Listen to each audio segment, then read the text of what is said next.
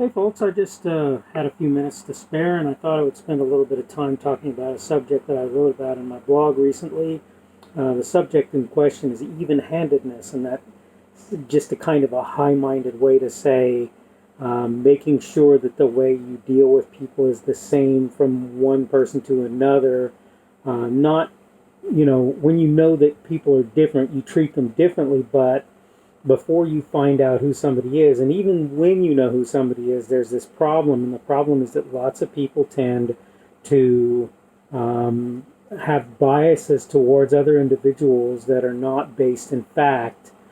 And I guess my message is, if you have somebody that you're looking at, and you look at that person, and you start with a bias, you're probably going to end up putting out there or getting from out there incorrect information surrounding that individual, and that also applies to situations and circumstances that you might find out about as well. So you might look at something, and because you tend to have a bias towards the left or the right, you might tend to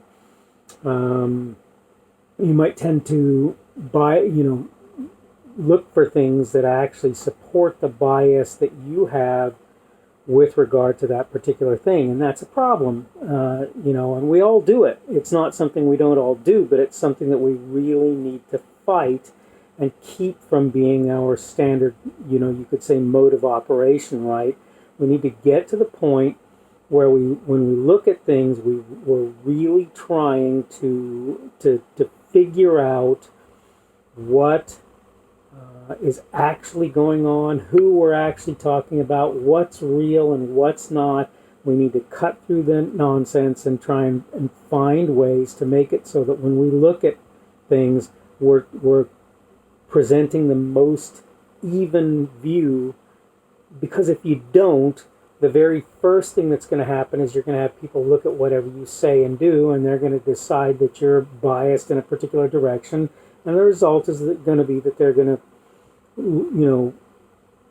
generally suspect what you're putting out there when you put stuff out there. Now, if on the other hand you try and be really even about things, you may still have people who kind of look at you and go, well, this person is maybe not the least biased person in the world, but at least they're trying to be even and centered in what they're saying about other people and about things that are happening. So, for example, one of the things that's been in the news a lot recently has been the various riots that are going on. And everybody I see talking about it, because of the kinds of people I tend to look at and listen to, is trying to be very, very clear on the fact that there are, in fact, a lot of peaceful protests going on, and that the people who are rioting and doing bad things are a minority. But the problem right there is that the minority kind of sours it for a lot of people. Now the problem is there are other entities, some of whom want to present the rioters as peaceful, and some of whom who want to present everybody as rioters. And it needs to be well understood that, for example, when the one individual shot the other not too long ago, I think it was in Portland, the guy who did the shooting seems to have been mentally unstable. So blaming the entirety of the movement on the other side for that shooting would be incorrect. You can't do that. And so the point is that just because I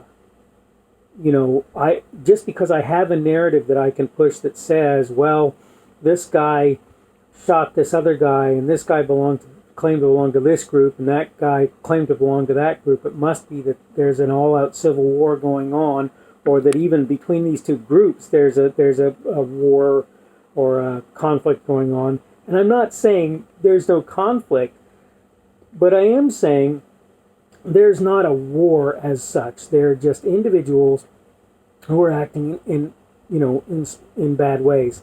And the point is that if you present this as a war or whatever, as a serious conflict, you're potentially going to show a bias that's going to make people question whether or not what you believe and what you're saying is real, reasonable, true, and worth paying attention to.